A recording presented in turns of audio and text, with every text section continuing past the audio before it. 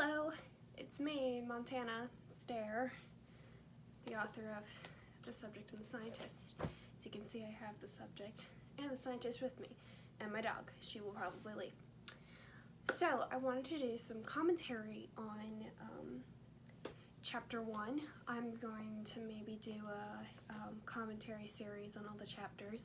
There's just some things about the book that aren't explicitly said that I just want to get out there and I want to talk about it.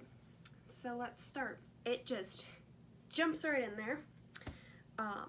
He's sitting in his office, and I didn't include, a lot of people felt that it jumped in too suddenly, and I get that.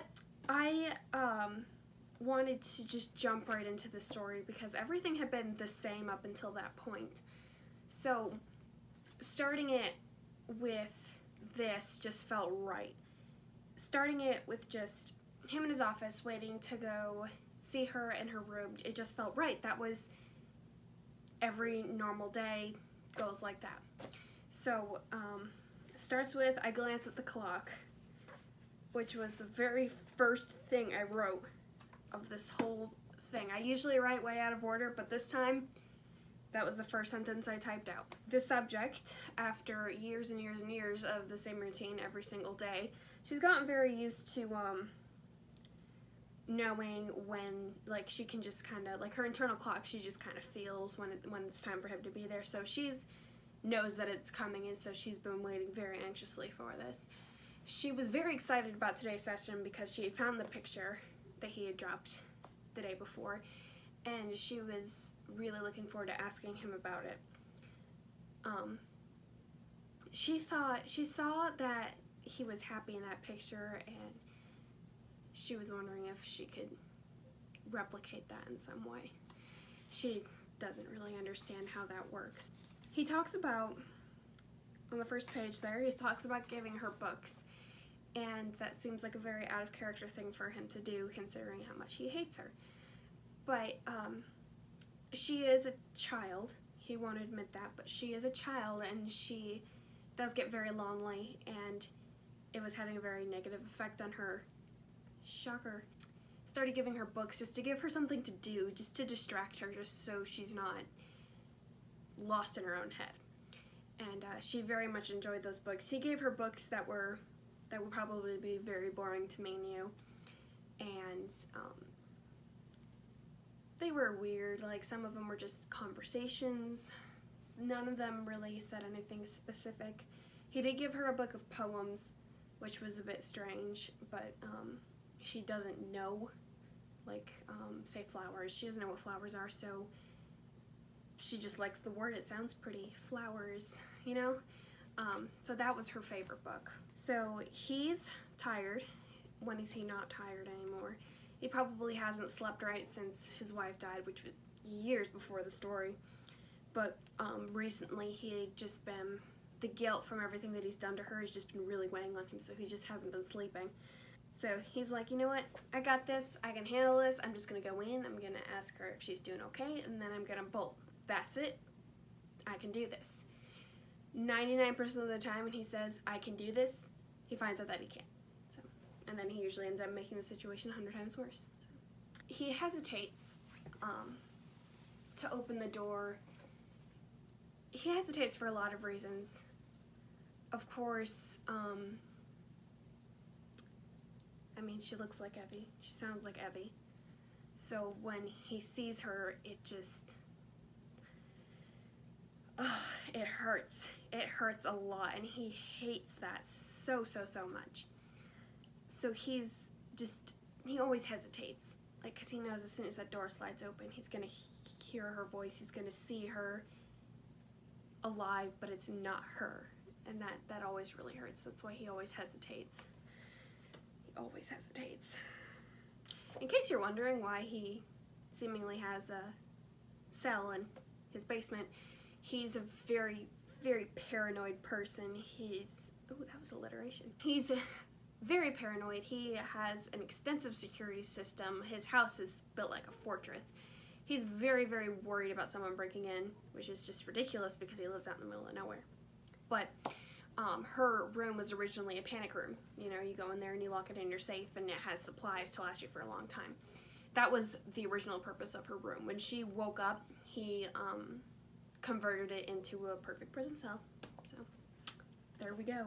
So he goes in and she is super happy to see him. She's always so happy to see him, unless he's planning a test or something, but she's usually very happy to see him because he's it for her.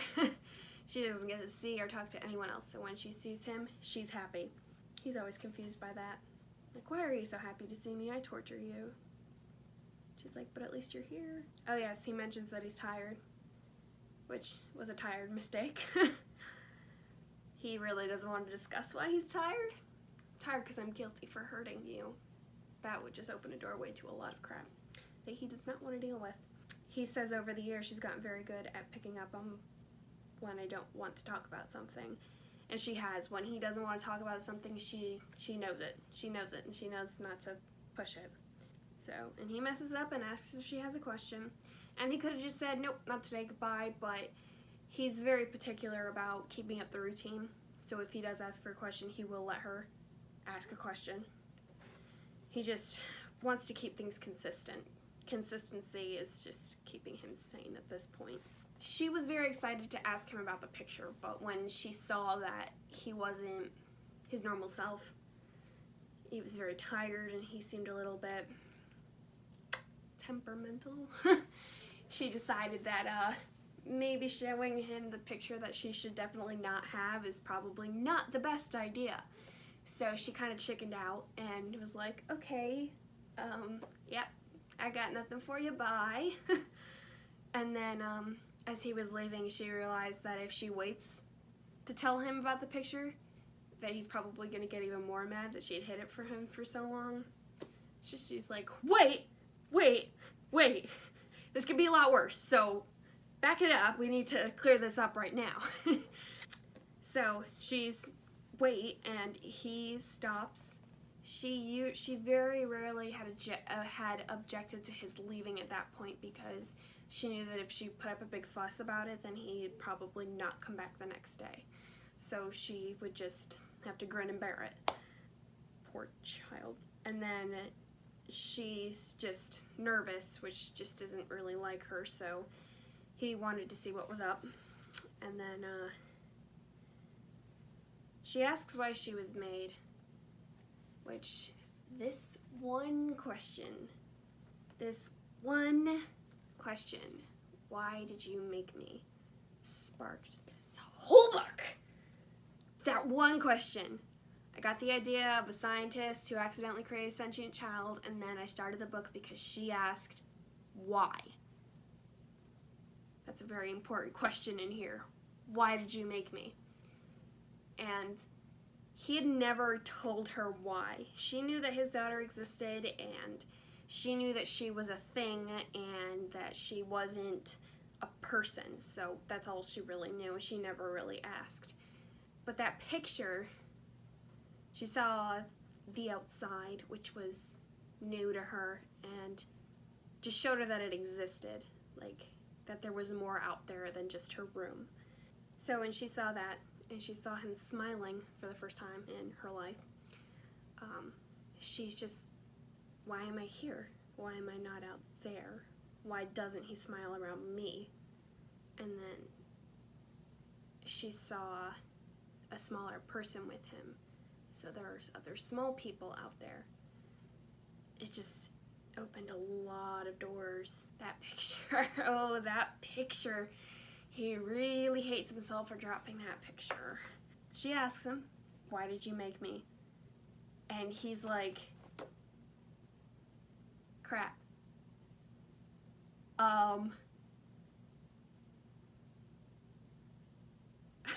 He almost just bolted, like, how do you, like, ugh.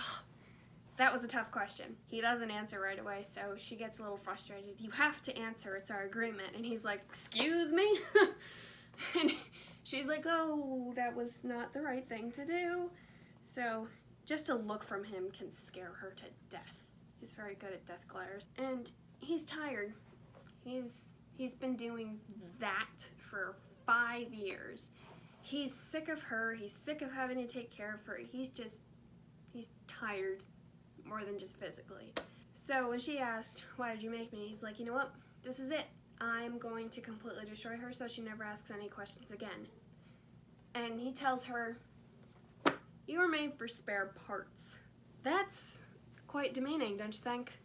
Imagine someone telling you that the only reason that you existed was because you were spare parts for somebody else. That hurt. She didn't really understand the phrase. So, you know, he explains it to her. I didn't intend on making you. You are a mistake. I wanted your body, your organs. You are a problem. When she asks all this, he's like, why do I keep her? Why do I still have her? What am I gonna do with her? He never really had a goal for her beyond saving Evelyn, so now what? That's basically what he's telling her. So he tells her, he just drops this bombshell on her, and she's upset, but now she has to ask about the outside. She has to know if she's nothing, then what? Then what? She tries to bring it up without doing the picture because she notices that he's upset. He's usually upset about his daughter, so bringing up his daughter at this point is not the best idea. So, I want to go outside. What? And his what, you can just imagine it was not like a what, it was what? And she's like, oh shoot, oh shoot, oh no, abort, abort! So he knows that she wouldn't be asking about any of this if something hadn't happened, and he doesn't recall saying anything, so what happened? And she's like, oh shoot, this is it, this is the end, I'm gonna die, he's gonna kill me. She brings him the picture, and she is just silently begging him not to blow up on her. So he just drops the bombshell on her that she's nothing. She's made for spare parts. She's not meant to exist. So she kind of feels, oh, so then I guess it's right that I'm supposed to be locked up here alone. But before she can just let herself, I guess, submit to a life of being alone in that room, she just wants to see it once. Just wants to see what's in that picture, just once. And she's trying so hard to ask him in a way that he'll say yes. She's so scared. She just wants this one thing, and she knows that he probably won't give it to her, but she needs this. She's being neglected like that. It really takes a toll on a person's mind, especially a small child who hasn't known anything else. And she needed that. She just wanted that one thing. But of course he, totally makes it worse. When she saw that picture of the outside, she saw him happy. That's what she wants. She wants him happy, because if he's happy, then she's happy. So she thought, if I can get him to bring me outside, just once, I can make this work. Just once. She feels that he needs this. She doesn't know what it's like in the house or where the outside is exactly. I think that she thinks that he's locked up like her, but in a bigger space. Like his room is outside of her room, but he's also stuck in there. I think that's what she thinks.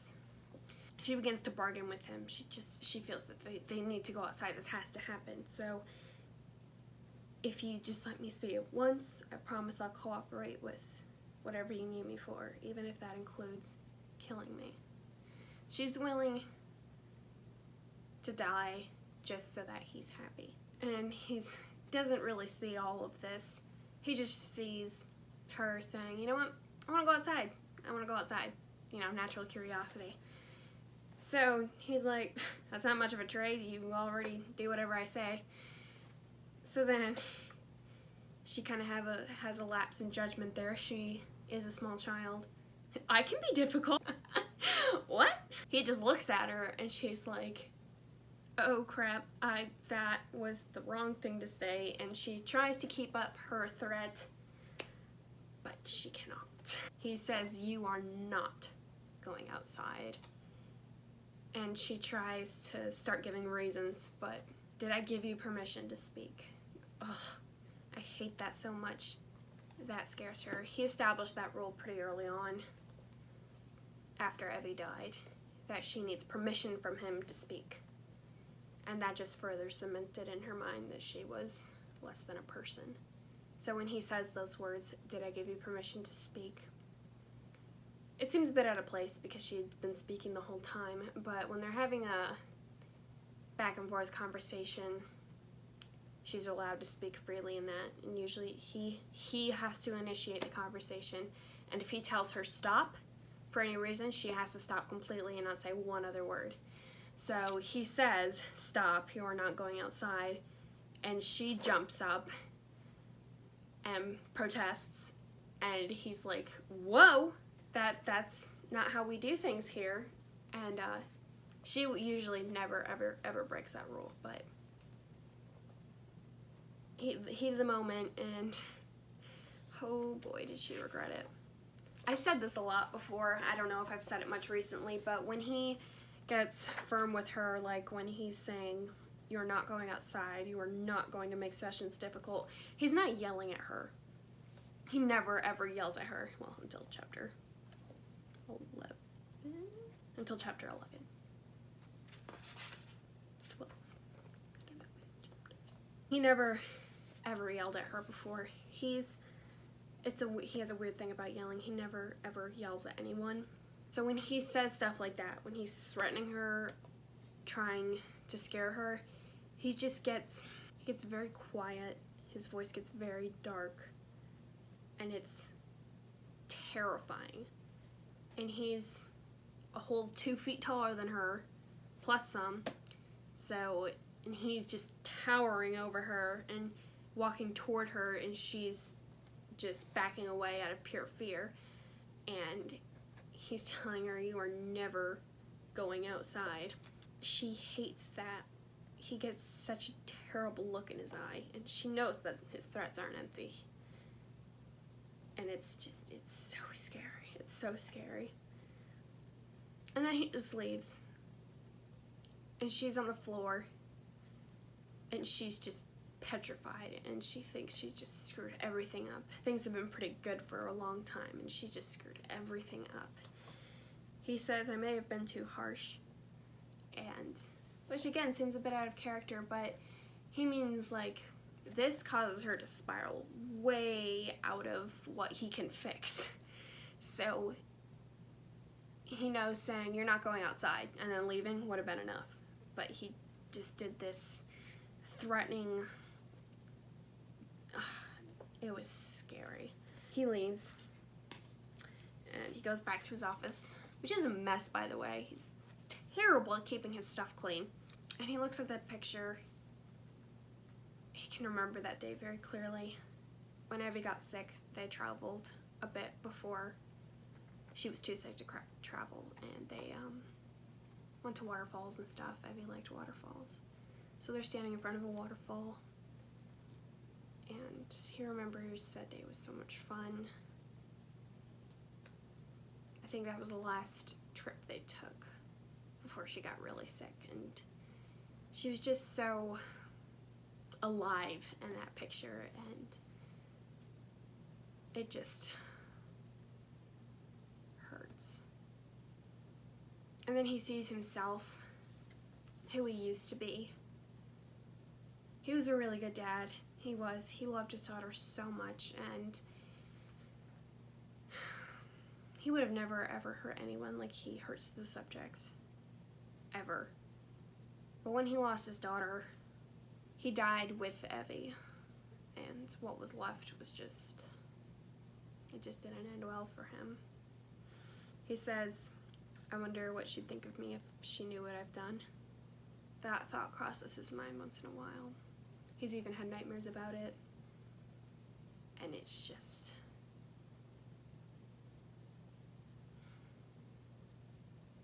you know, Evie would just be so horrified.